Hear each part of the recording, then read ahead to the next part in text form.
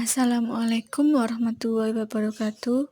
Kami dari kelompok 8 akan mempresentasikan bab obligasi syariah dalam mata kuliah Akuntansi Keuangan Lembaga Syariah.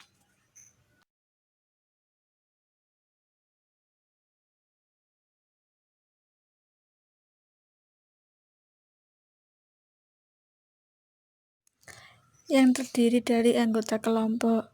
Yang pertama, Eka Rahmawati, NIM 066 sebagai moderator dan penyaji pertama.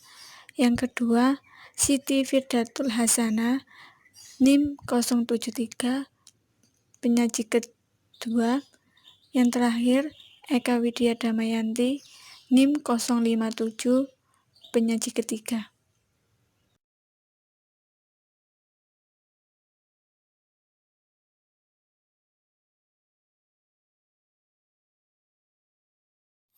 Adapun pokok pembahasan yang akan kami bahas dalam bab ini.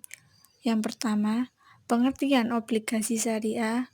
Yang kedua, landasan dasar obligasi syariah. Yang ketiga, struktur obligasi syariah. Yang keempat, akad obligasi syariah. Yang kelima, suku atau obligasi syariah. Dan yang terakhir adalah perbedaan obligasi syariah dan obligasi konvensional. Yang pertama yakni pengertian obligasi syariah adalah suatu surat berharga jangka panjang berdasarkan prinsip syariah yang dikeluarkan emiten ke pemegang obligasi. Kemudian, landasan dasar obligasi syariah ada 3. Yang pertama, dalam Al-Quran. Yang kedua, dalam hadis. Dan yang ketiga, dalam Fatwa Dewan Syariah Nasional. Dalam Al-Quran, Surat Al-Baqarah ayat 275 yang mempunyai arti, dan Allah Subhanahu wa Ta'ala menghalalkan jual beli dan mengharamkan riba. Yang kedua, berdasarkan hadis dalam hadis riwayat Ibnu Majah yang mempunyai arti 3 bentuk usaha yang di dalamnya mengandung barokah, yaitu jual beli secara tangguh, mudharabah atau kerjasama dalam bagi hasil, dan mencampur gandum dengan kedelai, yaitu hasil keringat sendiri, untuk kepentingan keluarga, bukan untuk dijual. Kemudian yang terakhir, menurut Fatwa Dewan Syariah nomor 32 DSN MU 9/2002, obligasi syariah adalah surat berharga jangka panjang yang berdasarkan prinsip syariah yang dikeluarkan emiten kepada pemegang obligasi syariah, yang mewajibkan emiten untuk membayar pendapatan kepada pemegang obligasi syariah berupa bagi hasil serta membayar kembali dana obligasi pada saat jatuh tempo. Selanjutnya yaitu adapun syarat penerbitan obligasi syariah. Yang pertama, aktivitas utama atau core business yang halal tidak bertentangan dengan substansi Fatwa nomor 20 DSN MUI 4/2001. Dalam fatwa tersebut menjelaskan bahwa jenis kegiatan usaha yang bertentangan dengan syariah Islam. Yang pertama, usaha perjudian dan permainan yang tergolong judi atau perdagangan yang dilarang. Yang kedua, usaha lembaga keuangan konvensional atau ribawi, termasuk perbankan dan asuransi konvensional. Yang ketiga, usaha yang memproduksi, mendistribusikan, serta memperdagangkan makanan dan minuman haram. Yang terakhir, usaha yang memproduksi, mendistribusikan, dan menyediakan barang-barang atau jasa yang merusak moral dan bersifat mudharat. Yang kedua dari syarat ini adalah peringkat investasi grade yang mempunyai arti memiliki fundamental usaha yang kuat dan memiliki fundamental keuangan yang kuat. Yang terakhir, keuntungan tambahan jika termasuk dalam komponen. Struktur obligasi syariah.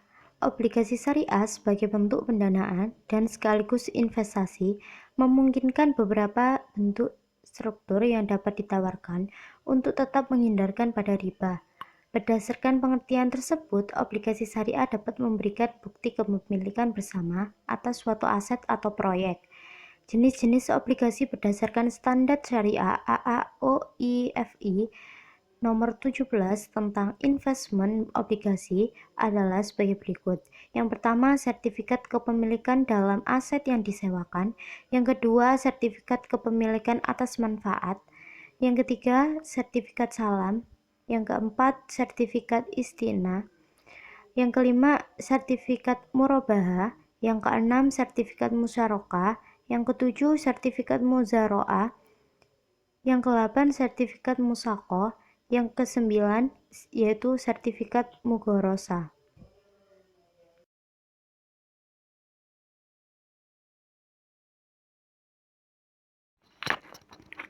Akad obligasi syariah.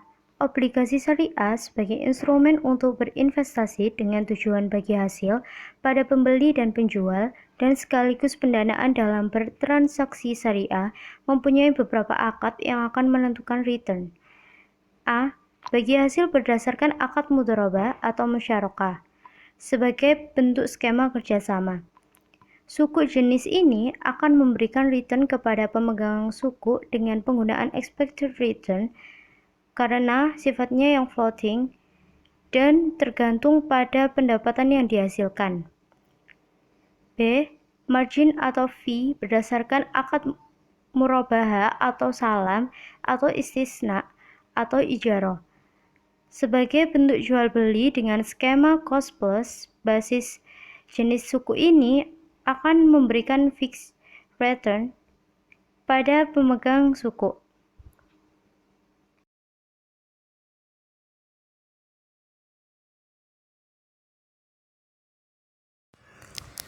Suku atau obligasi syariah adalah efek syariah yang terdiri dari sertifikat atau bukti kepemilikan yang sama dan sesuai dengan yang tidak terpisahkan atau tidak terbagi, susu atau bagian tidak terbagi atas yang pertama, aset berwujud tertentu, a'yan maujudat.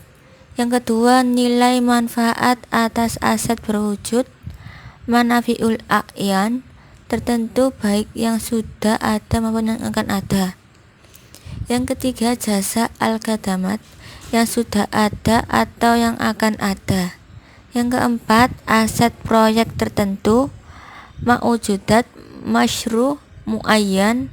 Dan yang kelima, kegiatan investasi yang telah ditentukan, nasyat, istismarin, kasha.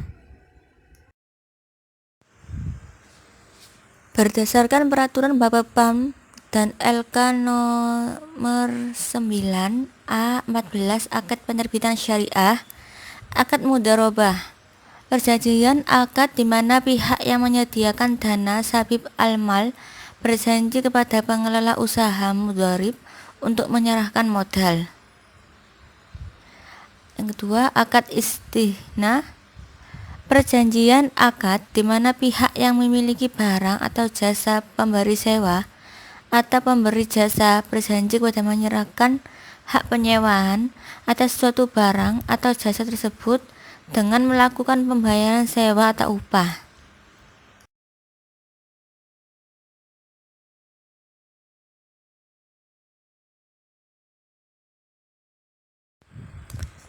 Perbedaan obligasi syariah dan obligasi konvensional. Yang pertama kita bahas obligasi syariah dulu. Jadi perbedaannya, dari sisi oriental, obligasi syariah memperhatikan halal haram dari setiap investasi pada setiap produk. Selanjutnya, dari sisi bunga, keuntungan akan diterima dari besarnya margin atau free. Terus setiap transaksinya berdasarkan akad. Selanjutnya, perbedaan dari obligasi konvensional. Yang pertama, dari sisi orientasi obligasi konvensional memperhatikan keuntungan semata dari setiap investasi pada setiap produk. Selanjutnya, dari sisi bunga, keuntungan bunga dari besaran akan ditetapkan. Yang selanjutnya, setiap transaksinya tidak ada akad. Sekian presentasi dari kami. Apabila ada kesalahan dalam penyajian, kami selaku penyaji mohon maaf yang sebesar-besarnya. Dan semoga pembahasan dari kelompok kami dapat bermanfaat bagi pembaca maupun pendengar.